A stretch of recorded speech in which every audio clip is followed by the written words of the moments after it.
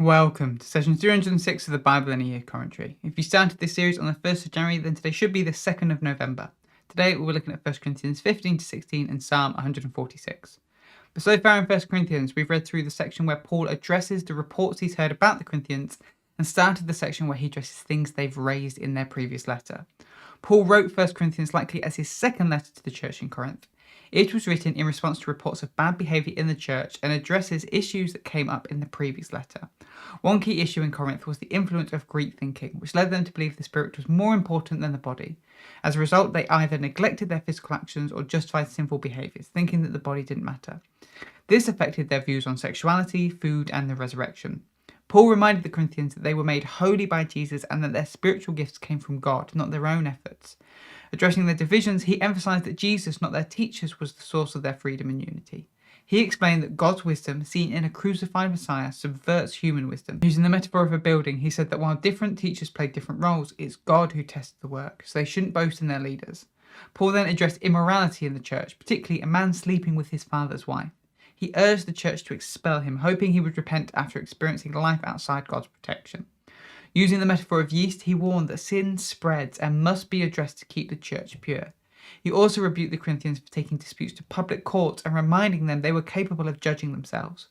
Paul cautioned that while believers were free from the law, not everything was beneficial. Their bodies, as temples of the Holy Spirit, should remain pure from sexual immorality. He clarified that husbands and wives should meet each other's sexual needs through mutual submission and advised against withholding sex to prevent temptation. While he recommended singleness, he acknowledged that marriage was better for those unable to remain celibate. Paul also addressed food sacrificed to idols, noting that idols were insignificant, but urged the Corinthians to avoid such food if it might cause weaker believers to stumble. He used his own example of giving up his rights as an apostle to avoid hindering the gospel, comparing this to an athlete training for a prize. Paul then addressed issues in the Corinthians' gatherings, starting with head coverings. He emphasized order in the church, noting that men and women have different roles. In that context, women should cover their heads while praying or prophesying. He appealed to cultural ideas about shame and honour, which included long hair for women and short hair for men. Though much of it is debated today, it very much reflected the values of the time. Paul also corrected the Corinthians on their conduct during the Lord's Supper. Wealthier members were eating and drinking before the poorer members arrived, creating divisions. Paul reminded them that the meal was meant to unite believers as equals before Jesus. Paul explained that all spiritual gifts come from the Spirit and no one should boast. The church, like a body, needs a variety of gifts, with all members and roles equally valuable. Believers should use their gifts to serve and support the whole community. And he emphasised that love should be the foundation for using these gifts. Eloquence, power, and discipline mean nothing without love, which should guide all actions. While prophecy and tongues are valuable, love is eternal and most important. Paul encouraged orderly church gatherings and focused on building each other up. Prophecies should be shared publicly and weighed, and tongues should be interpreted if spoken. But let's jump into today's reading, 1 Corinthians 15 to 16. Paul now moves to the final point of conflict between him and the Corinthians, the resurrection from the dead. Because the Corinthians had such a low view of the body, they believed, as many Christians today do, that ultimately they would end up with God as spirits in some heavenly realm. They did not believe in a physical bodily resurrection. So Paul first challenges this by pointing to Jesus. He asked them to think on the message that he brought them that they have believed and led to them being saved. Jesus came and died for their sins as the scriptures predicted. He was buried in a tomb and then was bodily resurrected again, just as the scriptures predicted. We know it was bodily resurrection because he appeared to Cephas, Peter, and the other disciples. After that, he appeared to more than 500 individuals, many of who were still alive and that the Corinthians could go speak to. Finally, Jesus came to Paul. Paul saw the bodily resurrected Jesus. And it's because of this revelation that Paul has gone on to preach the message that he has and that others have believed. Therefore, if we can point to Jesus and agree that he was bodily resurrected, how can the Corinthians now turn around and say, but that won't happen for others? No one will be resurrected from the dead. They'll just go be with God. That makes no sense. If the Corinthians want to say there is no resurrection from the dead, the same has to be true for Jesus. And if Jesus wasn't resurrected from the dead, then what's the point in our faith? All those who have already died have no hope because of Jesus, and we can only hope that the ministry of Jesus impacts our lives here, because when we die, it makes no difference. Paul then flips it back round. If we do say that Jesus was risen from the dead, then he must be the first fruits, that first wave of the resurrection. In the same way that Adam brought death into the world and now all die, Jesus was resurrected so all may be resurrected. This leads Paul to point to the end times. There will come a point where Jesus has destroyed every ruler, authority, and power. As we read through the Old Testament, we talked about divine council members, spiritual beings that rebelled against God and used their power and authority for evil, fracturing God's kingdom. Have a look at Deuteronomy 32, verses 8 to 9, and Psalm 82. These are likely the powers that Paul is talking about. Eventually, Jesus will defeat every power of evil, darkness, and chaos that sets itself against the kingdom of God, reuniting that kingdom under himself. Included in that will be death itself. When he does this, then all who believe in him will be resurrected into this reunited kingdom. He will then hand that kingdom back over to the Father. Paul then appeals to the practice of baptism on behalf of the dead, as a reason why there must be hope for those who have died. This simple verse has caused a lot of confusion, in part because we have no evidence in the first century that the church practiced baptism on behalf of the dead. There are a few different interpretations. One is that Paul means that those who were baptized in the faith and then died some time later. When this happened, there was something about their hope in the face of death that inspired others and led them to become followers of Jesus and be baptized. Another interpretation is that these were people who got baptized on behalf of others who died before they could get baptized. Either way, Paul is pointing to the hope of baptism, pointing to a hope after death. Next up, Paul points to the example of himself and many others. They suffer in this life. Paul has risked his life multiple times for the gospel. Why go through all that suffering in this life if there was no hope after death? So Paul challenges their assumption that they can live how they want now because they will die one day and then it won't matter. No, not only is that not the case, but to allow people to behave that way in their midst is bad for them. He quotes an Athenian playwright, Menander, saying bad company ruins good morals. If this way of living is allowed to continue, it will be to their shame. Instead, they should believe and live right.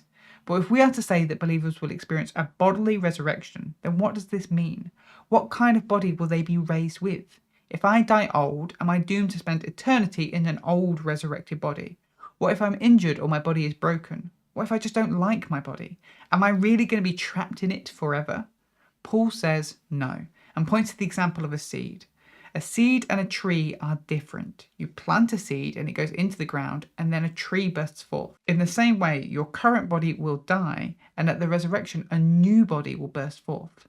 But the point is, there is a continuation. Just as the seed is transformed into the tree, and the tree contains elements of the seed in it, our new bodies will be transformed from our old bodies, and there will be elements of our old bodies in our new ones. Paul makes a distinction between these two bodies, with one being a physical body and the other being a spiritual body. This has caused some to argue that the evidence is that our new bodies won't be material, but that's not what Paul is saying. In the Greco-Roman world, their gods were described as having spiritual bodies. That's not to say that their bodies were immaterial. They were still physical. Instead, it was acknowledged that while our bodies are mortal and lead to decay, the bodies of the gods were immortal and immune to decay. In the same way, believers will have new immortal but physical material bodies that no longer face decay. This was true for Jesus when he was resurrected and will be true for his believers. Even those that don't die before he returns will be transformed into these new immortal bodies. Death and decay will be dealt with, and the believers will have victory in Jesus. Paul then begins to wind down his letter. He encourages them to start saving and collecting aid amongst themselves now, so when he next comes, it's already gathered for him to take on to Jerusalem. Paul will come to visit them after he's been to Macedonia, and Timothy and Apollos will also visit them when they get the chance. We also get a final note from Paul written with his own hand. As we know, these letters were often dictated to others to write, and so Paul signed the final line himself so they knew it was from him.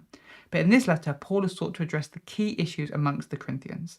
These issues were born out of a hyper-spirituality, which caused the Corinthians to chase after eloquent teachers and pursue things that would make them more spiritual, at the expense of their bodies and how they treated one another. Paul has pointed out that the kingdom of God is upside down. It does not seek to boost itself, it does not rely on eloquent teachings. It takes our bodies seriously and is focused on building one another up. But that is the book of 1 Corinthians. Now let's look at Psalm 146. This psalm is attributed to King David and falls into the category of praise psalm. These final 5 psalms, Psalms 146 to 150, serve as a doxology for the whole book of the Psalms. They praise God as king and speak his authority over all things. Here is a summary of the structure, but I'd recommend checking out the written version of this commentary in the description to see the structure properly for yourself. We start with verses 1 to 2. I will praise the Lord. Verses 3 to 4. Don't put your trust in leaders. Verses 5 to 9. The Lord watches over those in need. And verses 10. The Lord will reign. The psalmist starts by calling to their soul, their entire being, to praise the Lord. All 5 of these final psalms opens with a call to praise the Lord. Next comes a warning to not put your trust in princes and mortals. They are not God. They will one day perish and return to the earth. Ultimate trust should be reserved for God. Those who do that will be happy and blessed. He is the one who made the heavens and the earth. He is worthy of our trust.